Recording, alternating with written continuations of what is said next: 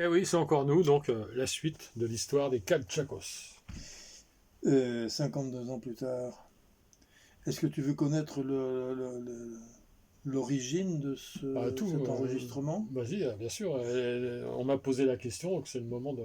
Alors, je ne sais pas si ça intéressera beaucoup de monde, mais au moins pour fixer la chronologie du mieux que je peux, parce que, encore une fois, j'ai une mémoire qui est à la fois ductile et puis très sujette à caution.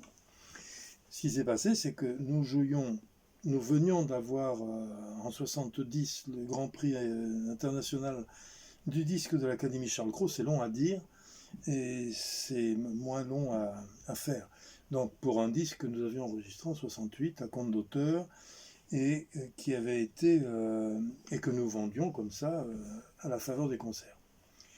Donc en 71, c'était en janvier, je crois, ou fin 70, peut-être, Rafael Gaggioso de Los Machucambos, le directeur, me dit: Miku, est-ce que tu veux qu'on fasse on va faire un concert à la Gaîté Montparnasse? Est-ce que je dis la Gaîté Montparnasse? Vous faites un concert? Il me dit: non, nous, avec toi, avec Los Chacos, et on va faire un grand concert avec plein de musiciens, tous les musiciens de l'escale. Je dis: comment? Tous les musiciens de l'escale. Et à l'époque, j'avais autant du bris, je ne me sentais plus. J'avais un ego surdimensionné et qui était un peu aussi évolutif que ma toison de l'époque. Ouais. J'avais beaucoup de cheveux. Ouais. Et après, bon. Et donc, je regarde Raphaël, je dis: mais un concert, et arrive Romano Zanotti, qui me dit: eh oui, Miku, on va faire un concert, si tu veux, avec nous, ça va être formidable, parce qu'il va y avoir tout le monde, et Julia était là, elle était enchantée, je ne peux pas imiter Julia, elle était inimitable, et donc, on prépare ça, on fait un répertoire, tous les musiciens de l'escale participent, tous, sans exception. Alors juste une petite interruption pour dire que tout ce que raconte Miku, vous pouvez le trouver sur YouTube. Il y a des vidéos. Et également sur l'INA. Voilà. Il y a plein de vidéos de ce qui est en train de... Notamment la vidéo avec Guy Béard. Voilà. Il y a ça, le grand échiquier, voilà. Il y a plein de choses. Et que je ne suis jamais arrivé à proportionner en mi pagina de Facebook. Que lo parió. Et donc, on prépare le concert. Et on avait des concerts avec Los Chacos, chacun avait des concerts de son côté. Et on arrive un jour à la Gaîté Montparnasse, et je me souviens de la première personne que je vois à la Gaîté Montparnasse, c'est Laurent Terzieff, que j'adorais, qui était un fantastique comédien, et aussi humble qu'il était fantastique. Et donc on discute un peu, puis comme ça on s'installe à la Gaîté Montparnasse, on commence à jouer, bref, on fait, je crois, on joue une quinzaine de jours là, à la Gaîté Montparnasse. Ça se passe très très très bien. L'année, c'est quoi? 71. 71. Non, 70. 70. Attends, ça y est, j'ai plus ma tête. 71, c'est l'Olympia. 71, c'est l'Olympia. Bah oui. Non, c'était 71. C'est ça. Tu as raison, merci. De rien. 71. 71. Et donc on fait ce concert.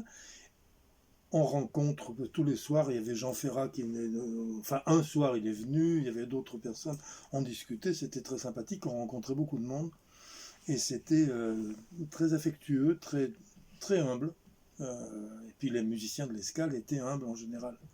Je pense que le seul prétentieux de l'histoire, c'était peut-être moi. Et nous jouions... Oh, mais c'est la jeunesse aussi. Oui, c'est important de le préciser, parce que c'était très jeune quand même, en 71. Elle explique, mais n'excuse pas tout, forcément. Oui, mais ça peut permettre... Parce que je sais, moi j'ai déjà entendu parler de ça, par des gens. Je dirais pas... On t'a dit que moi, j'étais... Mais j'en profite pour replacer le contexte de la jeunesse, parce que tu étais quand même le plus jeune de toute la bande, là, quasiment. Oui, ah oui. Ah oui, largement même. Oui. Donc il y avait ça aussi qui devait énormément jouer, parce que je te connais bien depuis longtemps, et c'est franchement pas ce qui te caractérise quand on te connaît. Donc je préfère le dire, vu qu'on est qu'entre nous deux, là, avec je sais pas combien de personnes. Non, ça va nulle part, personne ne va le savoir. Non, ça reste entre nous. Bon. Voilà. Mais en tout cas, bon, c'est bien que je le dise, parce que sinon les gens se posent des questions, me posent des questions. Ça arrive qu'il y ait des gens qui, sur Messenger, me posent des questions. Donc là, on répond. Et on Ah, parle. je sais qu'un jour, quelqu'un t'avait dit, en me voyant jouer du charango, il a l'air prétentieux. Oui, Mais j'étais surtout, on ne peut pas être prétentieux au jeu du charango. je vois pas Enfin, comment, mais bon, pourquoi mais pas. j'étais surtout concentré Voilà. sur ce que je faisais et je peux pas jouer comme ça. Si, j'ai pu jouer comme ça. Non, mais il y a beaucoup de Mais jalousie. On pourra en avec... parler aussi dans un autre épisode. Non, non. Non, Mais là, la franchement, jalousie, franchement, il y en la a. jalousie, Mais la jalousie. La jalousie, mon ami. Quoi? Ah bon. Donc, mais tu Ouais. m'éclaireras sur ce Oui, sujet. j'éclaire, ouais. Donc, nous jouons avec Gaîté Montparnasse et à cette faveur, l'un des soirs, pendant une des représentations, Jean-Michel Boris, le neveu de C'est pas... Bruno oui, Cocatrix, ça, c'est Jean-Michel Boris. Non, c'est pas le neveu, c'est le gendre, non? Le gendre peut-être, Le gendre. enfin un parent. Et c'est Jean-Michel Boris. Je crois que c'est Ah oui. Michel. Jean-Michel, non, je pense qu'il y a Ouais, certainement composé. Boris. Enfin, Mais il n'a bon. peut-être pas de trait d'union comme moi. Donc, Moi, je me fais l'ancien former. directeur de l'Olympia, il n'y a pas longtemps. Voilà. Nous engage, donc j'abrège, et Raphaël me dit, on est engagé à l'Olympia. J'ai dit, mais c'est pas possible. Mais si, et donc on a fêté ça. Enfin, on arrive à l'Olympia, pas tout de suite, hein, je concentre, n'est-ce pas? Et l'Olympia, nous commençons à jouer, ça devait être en avril. On avait joué en février à la Gaîté Montparnasse. S'il y a des survivants qui ont une mémoire fiable, peut-être me corrigeront-ils. Donc en tout cas, c'était avril, et on joue pendant 15 jours, donc ça se passe très très bien. Il y avait eu cet épisode avec mon grand ami Fito Dallera, Rodolfo Cecilio Dallera, que j'avais rencontré juste avant avant la Gaîté Montparnasse. Et ça, c'est très important, parce que c'est une amitié fantastique qui a bien failli commencer par un massacre. Tu peux le raconter si tu veux. Moi, je connais l'histoire, mais... Je rencontrais en tant qu'incident. Je ne prends toujours rien, hein, mais c'est vraiment... Je pense que je suis allergique au voisinage. Et si le voisinage ne supporte pas que je fasse de la musique, même doucement.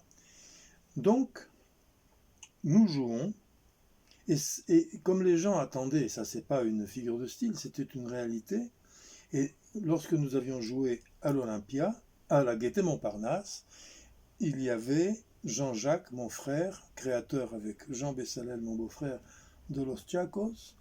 Il y avait Jean-Jacques, Dan et moi. Et Jean venait par intermittence, mais après il est venu beaucoup plus souvent jouer avec nous, et il a joué ensuite à l'Olympia. Mais c'était relativement mobile comme formation. Parce qu'il y avait eu Gabriel Solini, grand ami, a participé, Jean-Pierre Bluteau, grand ami aussi, a participé au concert, donc c'était très très ouvert.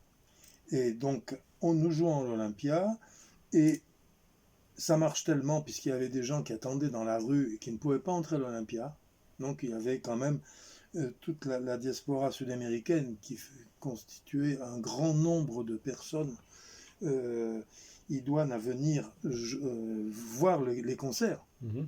Ce qui est une chose très paradoxale, parce que quand on pense que lorsque les Chalchaleros sont passés à l'Olympia, il y avait quelques Argentins dans la salle, et la salle était presque vide. Pour moi, c'est une honte absolue. Je referme cette parenthèse concernant mes idoles, et avec les Fronterizos et autres. Et donc, Raphaël, à nouveau, nous dit, on va recommencer, on va remettre ça en mai. Je dis, comment en mai? Ah ben oui, on rejoue en mai. Ce qui fait que nous avons joué 2 fois à l'Olympia, avril et mai, ce qui a dû donner en gros un peu plus d'1 mois de représentation. Tous les soirs, quasiment. Oui, autant qu'ils m'en souviennent, tous les soirs, presque. Et à la faveur d'un jour, un de ces soirs-là, Gerardo Servin, grand ami et fantastique harpiste paraguayen, vient me dire, comme ça, on buvait un verre, il me dit, tu veux pas faire un disque de flûte, de quena, de flûte indienne? J'ai dit, bah si. Quand? Il me dit, c'est là dans 4-5 jours. J'ai dit, comment? Et voilà comment toute l'affaire de ces disques Lady Samon, entre guillemets, a commencé. Fin du deuxième épisode. Fin de ce... Ah, on a déjà passé 1h30? Voilà, on revient Ah oui. tout de suite. Ok.